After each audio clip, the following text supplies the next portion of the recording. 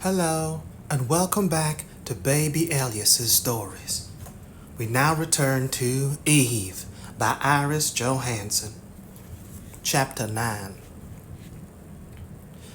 I need more information about Paul Black, Eve said as soon as Montalvo picked up the phone.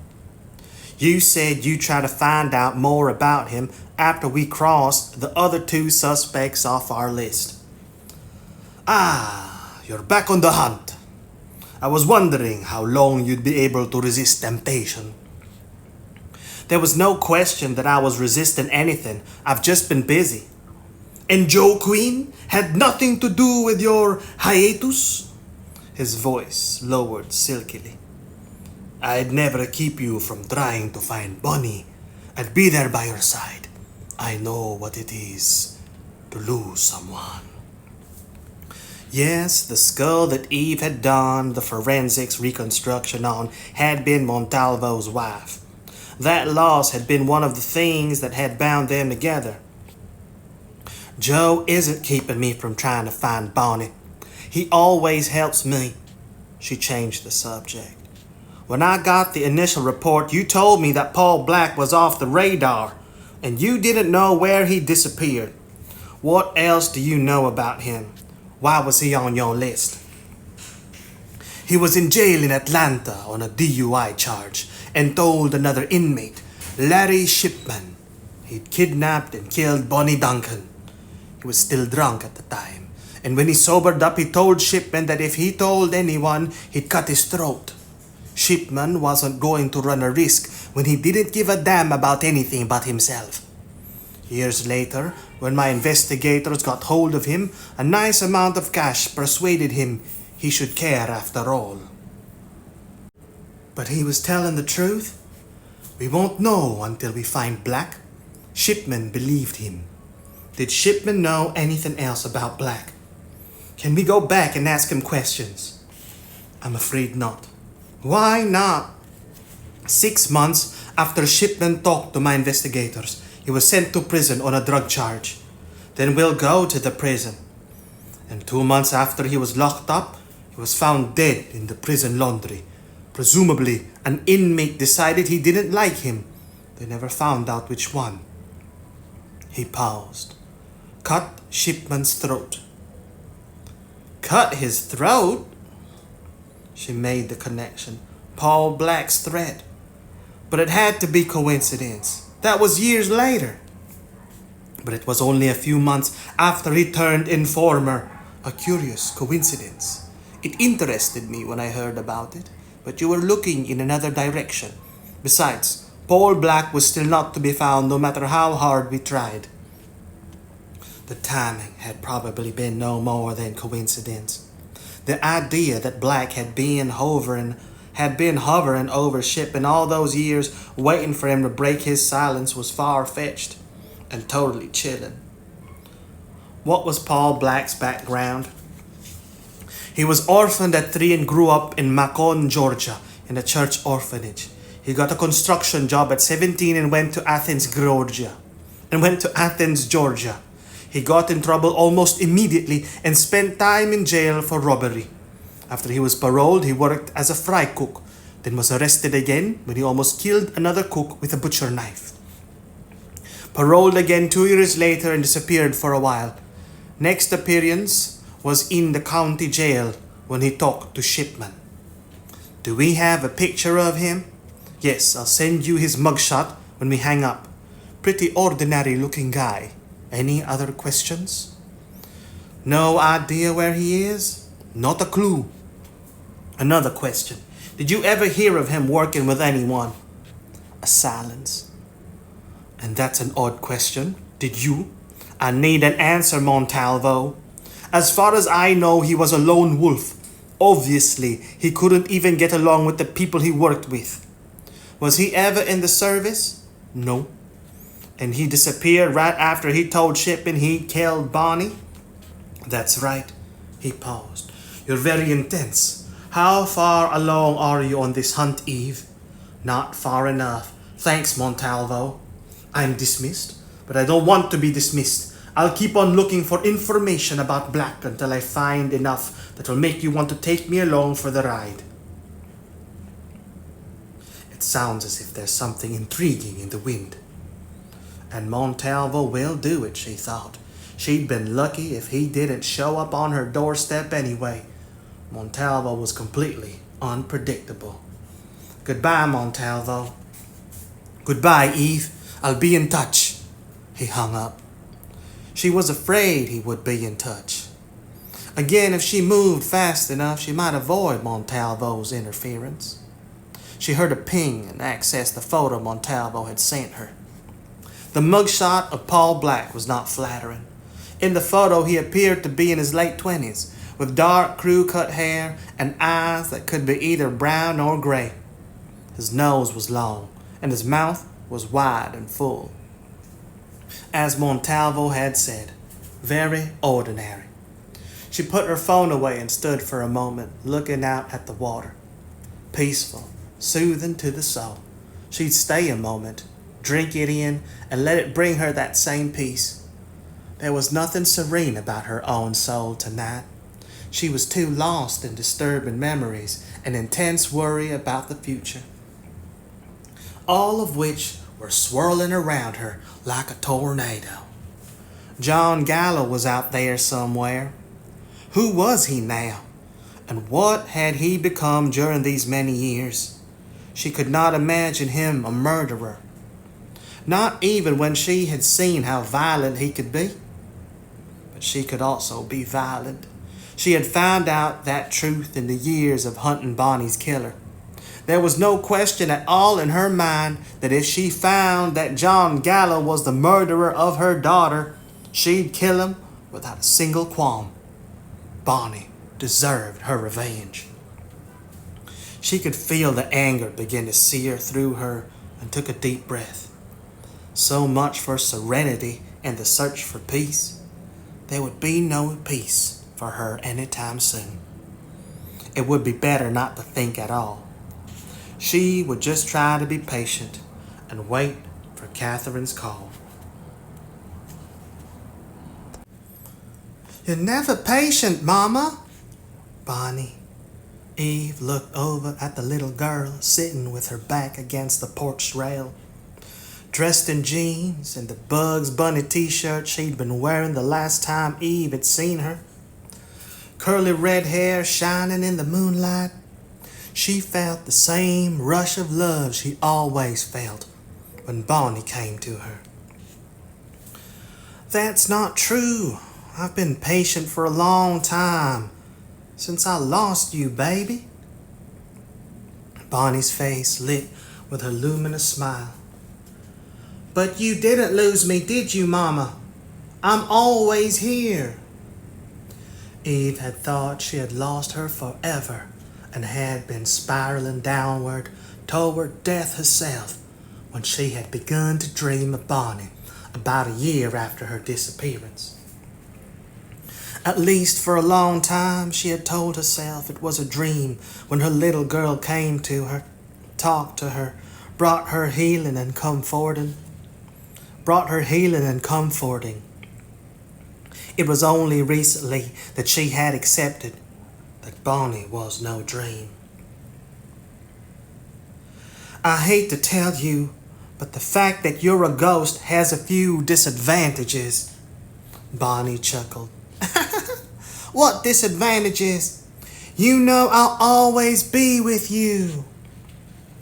Whenever you want to be, you don't come nearly enough. You dictate all the rules. She made an impatient gesture as Bonnie opened her lips.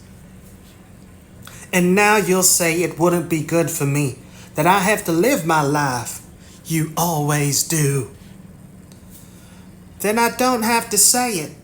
She leaned back and gazed up at the night sky. Aren't the stars pretty? You used to sing me a song about a star. Yes, I did. Her throat was suddenly tight, and she had to clear it. But you like the song about all the pretty little horses more. She nodded. But I like the one about the star too. It's nice being able to look at the stars with you. Then come more often. You need to be alone with Joe. You belong with him right now." She smiled.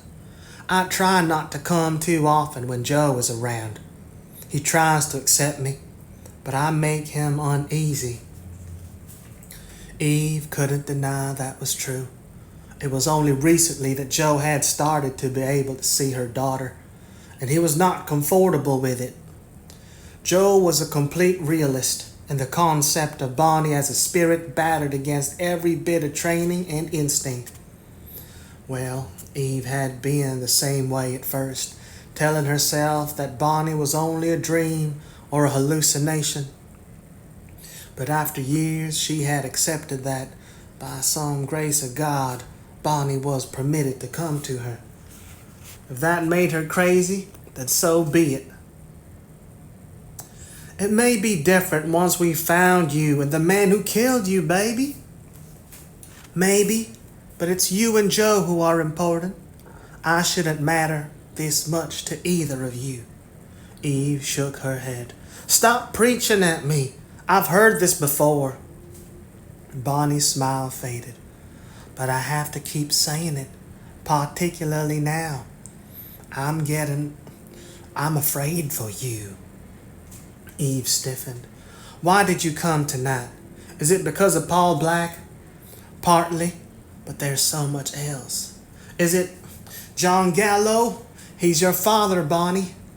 "I know." Bonnie looked back up at the stars. "I always knew." "What do you mean?" "So much pain, so much rage." She felt a chill go through her. "Bonnie, what are you saying?" Bonnie shook her head. "I just want you to take care. It's all coming. I'm going to go now." "Yes, scare me to death, then go off to Never Never Land." "I'd take you with me if I could. Look at the stars, Mama."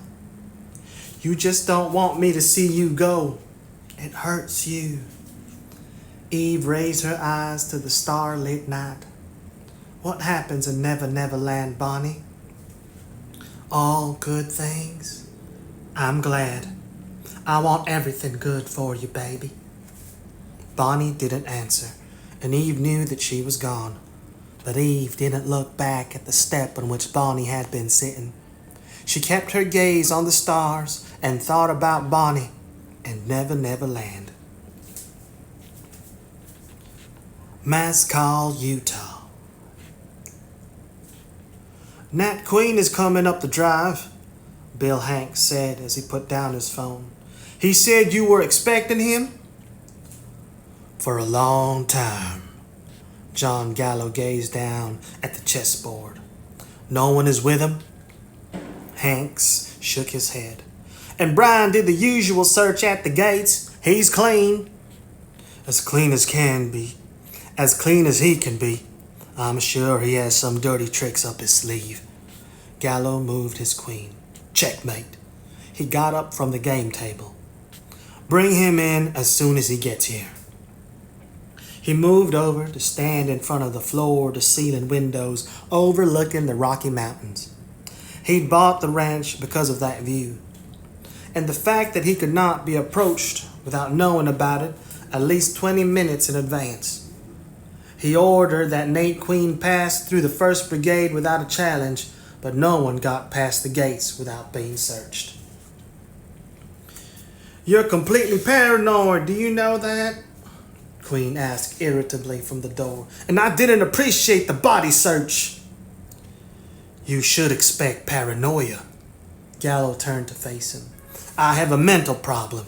Haven't you heard?" "Oh, I've heard," Queen said as he came into the study. "You've caused me nothing but problems, and you're going to cause me more, aren't you?" "Probably. I didn't have to come here. You could have talked to me on the phone. But then I wouldn't have been able to see your expression. You've lied to me before, Queen. I needed to know that I had a chance to catch you in one if you tried it again." "Paranoia," Queen repeated. I didn't tell Catherine Ling anything. I've just been setting her up for a regretful refusal. She's stirring up too much shit for me to totally ignore her. It seems Eve Duncan is a good friend, and she's trying to help her. I found out that much for myself. How close is Catherine Ling coming? Queen hesitated. Close, but we'll take care of it. I might have to take care of it myself. No, Queen said. Stay away from her. She's CIA. Gallo smiled. Do you think that would make a difference to me? He could see the anger and frustration in Queen's face, but there was also fear. Gallo made sure that the fear was always there. It was easy. All he had to do was look at them and let them see. All your tight little agencies and bureaus with all their rules, they make me sick. You're already sick. He was silent a moment, gathering his arguments. Look, you do anything to a CIA agent and it will be twice as hard for me to protect you. Do you protect me, Queen? It's rather like a wolf protecting a sheep, isn't it? You're no sheep, Queen said roughly. And I've protected you for years, and you know it. You made sure of that. Now how could I intimidate a powerful colonel with army intelligence? He tilted his head, pretending to think. Maybe because it gave you the opportunity to position yourself outside my lair to wait for me to make a mistake. That's a possibility, Queen said. I'd like nothing better than to bring you down, Gallo. He was clearly trying to overcome his anger. Be reasonable. Let me handle this. You don't want the CIA on your ass. Gallo shrugged. Why do you say that? I don't care, Queen. Queen shook his head. I can see that you don't. That's why you should have been exterminated years ago. A lot of people agree with you. I assure you that it's not from lack of trying. From the moment I was born until your appearance in my life. Let me handle it, Queen repeated. Leave Catherine Ling and Eve Duncan alone. I'll think about it. He turned back to the window. You may go now, Queen. May, you arrogant bastard. I can afford to be arrogant. You're on my turf. You'd be arrogant anyway, you crazy, murdering son of a bitch. The door slammed behind him. Should he go after him? Gallo wondered idly. It wasn't good to let Queen's fear of him dissipate when it took very little to reinforce it. No, it was necessary, and he wasn't in the mood. He could deal with Queen at any time. Queen might have thought it was pure arrogance when he dismissed him so summarily, but he did have some thinking to do. He gazed out at the mountains. He must think clearly and carefully and not let emotion get in the way. Queen might think he was a cold-blooded killer to be exterminated, but the emotion was definitely there. He did not feel cold. He was eager. For the prospect of the deaths and torment that might come, that would be Queen's interpretation, or eager for something else. Either way, it was not a decision to be taken lightly. What are you doing? Joe was standing behind Eve in the porch doorway. You look like you're communing with the moon. Maybe I would if I thought it would do any good. I was only getting some air. She turned and came toward him. I just finished talking to Montalvo. I was about to call him myself. Which only showed Joe's sense of urgency.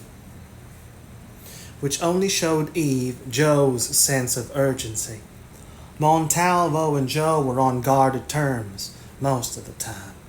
She could see that tension now. Now you don't have to do it. Did Montalvo offer to come and help you? He asked. It wouldn't surprise me. She didn't answer directly. I don't need anything but information from Montalvo. He couldn't give me much. She handed him her telephone. A photo of Paul Black. Montalvo still hasn't been able to get a lead on his current whereabouts. Joe glanced at the photo. I'll give it to Venable in case he doesn't have it yet. And there's nothing in Black's report that indicates he ever had a partner or even an associate. He was never in the service, and how that report from him to John Gallo ever got into the agency files is a mystery. It seems everything about John Gallo is a mystery. He handed her back the phone. Except to you, Eve. She stiffened. How can you say that? The John Gallo I knew doesn't exist any longer. Any more than the girl I was back then exists. That's right. You told me that, didn't you? He turned. I admit I'm very interested to meet John Gallo. And she hadn't told him that Catherine might have a possible location on him. Her decision had evidently been made. He may not be Bonnie's killer. Catherine wasn't sure. He went back into the house. I'll still be interested to meet him. Should she stay out here and wait for Catherine's call, or go in and go to bed?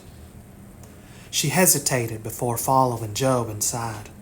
She'd let him have a little time to himself, then she had to talk to him. She was going to make him more angry and resentful before this was over, but she didn't want the strain to go on right now. She wanted to be close to him and try to make him understand. Make him understand that 16-year-old Eve? He'd already told her that he couldn't comprehend her motives because that girl wasn't the same person he knew. Then talk to him. Make him understand. Joe was already in bed by the time she came into the bedroom. He was naked as usual, the sheet flung carelessly over his body. No call from Catherine? He asked. She shook her head and went into the bathroom. I'm not waiting up for it. He was still lying in bed, his arms beneath his head, when she came out a few minutes later. His muscles were tense, his face without expression. But you wanted to wait up for it, didn't you? You just thought it would be more diplomatic to soothe the savage. When have you known me to be diplomatic, particularly with you? Our lives are based on being painfully upfront with each other. She got into bed. And you're not a savage. Most of the time. You see, you know me very well, he said mockingly. All my moods, faults, and virtues. You know what I am and what I can be. Not necessarily. If you're claiming to be predictable, it's far from the truth. You change. You surprise me. Do I? He paused. But not as much as you surprise me. This one threw me into the stratosphere. It wasn't a surprise that I deliberately sprang on you. I was just as shocked as you were, possibly more. And you're straining at the leash to go on the hunt again. He was staring into the darkness. And I'm the leash, aren't I?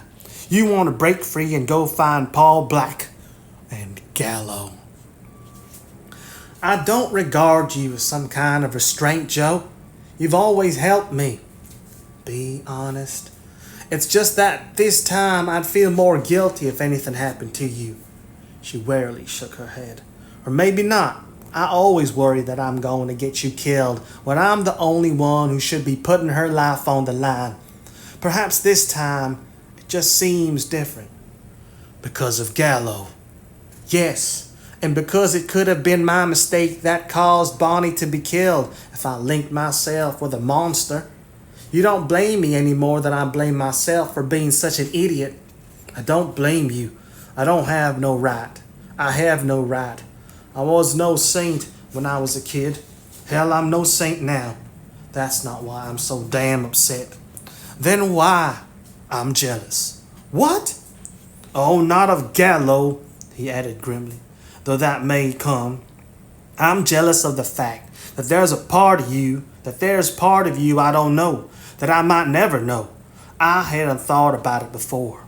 When I met you, I knew I loved you almost from the very first. I couldn't do anything about it because you were in agony about losing Bonnie, and you stayed that way for years. All I could do was stand by and be your friend. Then I got my chance, and I took it. Thank God. But because there was so much history between us, it blurred everything else. You were the complete package by the time I met you.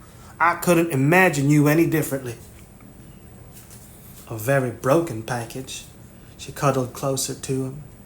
You helped put me back together. As I said, by that time, that other girl didn't exist. She has to exist. She's part of you, he added flatly. And I don't know her. I have to know her. Because Joe's love was as possessive as it was passionate. Even Catherine had recognized that about him. What do you want to know? I can't demand, you have to offer, and you're not willing to do that right now, because I wasn't part of your world. You don't think I'd be able to relate. And could you? You were a rich kid. You went to Harvard, for heaven's sake. Do you want me to tell you about the stink of the projects, the graffiti on the walls, how it felt to be a teenage female and afraid of when I'd be targeted next? How I was afraid I'd never break free of them? As a cop, you've seen them, but you haven't lived them. Silence. And John Gallo has. Yes, he told me that the project where he grew up was worse than the one where I lived. So you became soulmates. Our souls had nothing to do with it. Do you want me to tell you that we were drawn to each other because we were both slum kids? I can't do that. She was saying exactly what Catherine had warned against her. She couldn't help it. She wouldn't be anything but honest with Joe. We were both loners. The only reason we came together was chemistry. And the reason we separated was that both of us realized that chemistry would ruin any chance of our climbing out of the dung heaps where we were born. She was silent, then said, Is there anything else you want to know?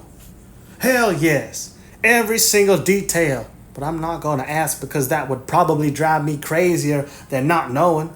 Damn chemistry. She suddenly started to chuckle. Joe, don't damn something that we value so highly. Chemistry may not have brought you and me together originally, but it's helped to keep us together and strong for years. Do you think that anything I had with that kid, John Gallo, could have had the same kind of endurance and staying power? I have no idea, but you're not going to find out.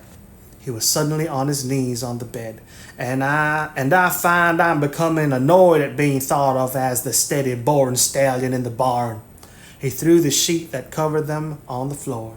Endurance? Staying power? She inhaled sharply as she gazed at him. She always loved the look of Joe naked, beautifully muscular shoulders and thighs, tight buttocks and belly. He looked completely at home with his nudity, like Adam in the garden or a sultan in his harem. Joe was a magnificent lover, innovative, passionate, sometimes teasing, sometimes wicked. In those moments, he was completely sexual, completely devoted to the act itself.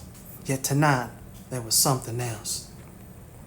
His expression, his eyes were glittering recklessly as his hand reached out and cupped her breast. Shall I show you endurance, Eve? Her heart was suddenly pounding beneath his hand.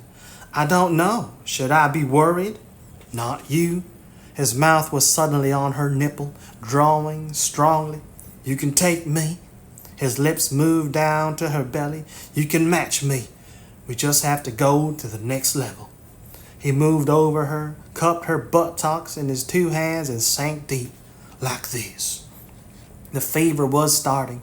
No, it was here, rising. She was moving, arching against him, trying to take more.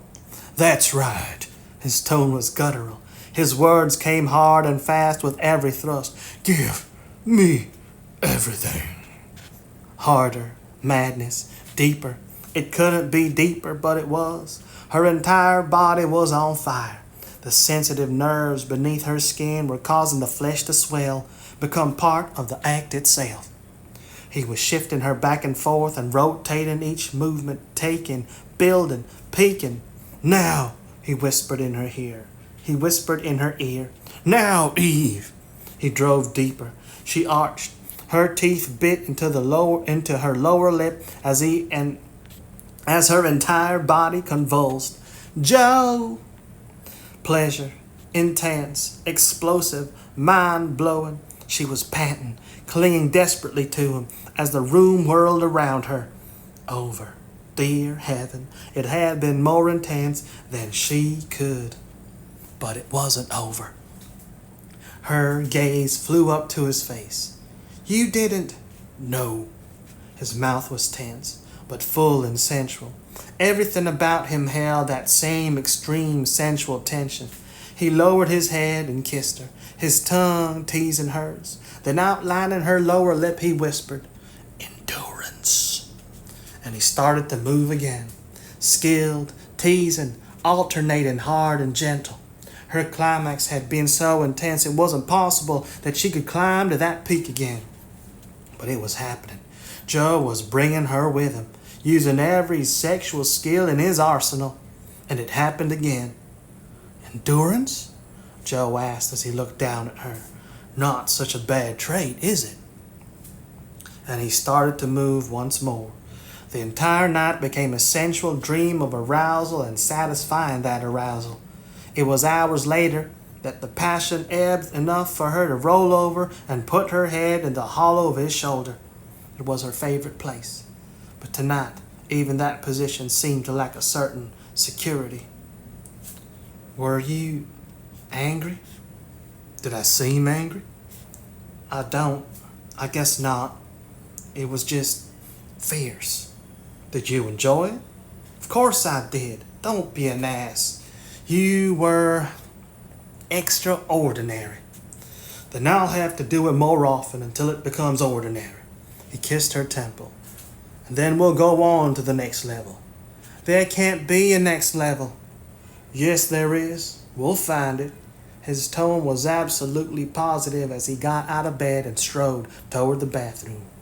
Maybe I can't ever know what made up the psyche of that 16-year-old girl, but I can make sure that our chemistry comes out way ahead of anything you knew back then. It always did, Joe. Maybe. He stood there in the doorway, naked, confident, handsome, totally mature. Joe, who had been her salvation and her love. Joe, who could raise her to the realm of complete eroticism. He smiled. But I'm an overachiever. I think we'll stretch our limits. He disappeared into the bathroom. She lay there, her gaze on the door. Her body felt flushed, lazy, yet her muscles had an underlying tingle that wouldn't leave her. It was as if they were waiting for the next touch. The next. Her cell phone rang on the bedside table. She reached over to get it. Catherine. Sorry to call you in the middle of the night, but I thought you'd want to know as soon as I did. I just talked to Nate Queen. And? Nothing. He says he can't find any more information than he gave me before. Bullshit. He knows something. He's stalling. So what are you gonna do? So what are you doing? I'm going to keep after him. What else? And if I don't get answers, I'm going to zero in on him in person. I won't let him weasel out on getting us what we need. Joe had come back into the room and was staring at Eve. Catherine? Eve nodded, before saying to Catherine, You thought he'd be able to tell us? What changed? How do I know? His superior stomped on him? He got panicky? I don't know much about him. Queen wasn't my original contact. I'd done a favor for Dan Murphy, an agent on the lower rungs at Army Intelligence, and I tapped him for help. He was willing at first, but he just handed me off to Nate Queen like a hot potato when I brought up Gallo. I'll call you back when I know more. What did you find out from Montalvo? Not much. As far as anyone knew, he never worked with a partner and was never in the service. That's a start. Elimination can be valuable too. Bye. Catherine hung up. Am I to be told what Catherine found out? Joe asked quietly. Zero. Nate Queen with Army intelligence thought he might be able to find John Gallo. He just told Catherine he was mistaken. She thinks someone got to him. She's going after him. His lips tightened. Maybe she needs help. Believe me, she can handle him. You're probably right. It appears half the intelligence community owes Catherine a favor, and the other half is wary of her. He got into bed. And she's collecting all of their debts in your cause. And she's collecting all of their debts in your cause, Eve. I told her she didn't owe me anything. Catherine doesn't listen to anything she doesn't want to hear. Single-minded? Is that the pot calling the kettle black? Catherine and she were alike in so many ways and also had a multitude of differences. Whatever. This time, I'll take what she's offering. Naturally. She had not pulled her close. He was lying on his own side of the bed. That goes without saying. He was gazing into the darkness. She's offering you Bonnie. Catherine called her back at 10 the next morning. Still no luck with Queen. He's not taking my calls. I did find out that he wasn't at headquarters. He was out in the field. Where? I couldn't find out. He's supposed to be back this afternoon, and I'm going to fly up to Inscom and ask him. Eve chuckled. And Joe was wondering if you were going to need his help with Queen. I might call him if I can't get the bastard to talk. Joe and I could play good cop, bad cop.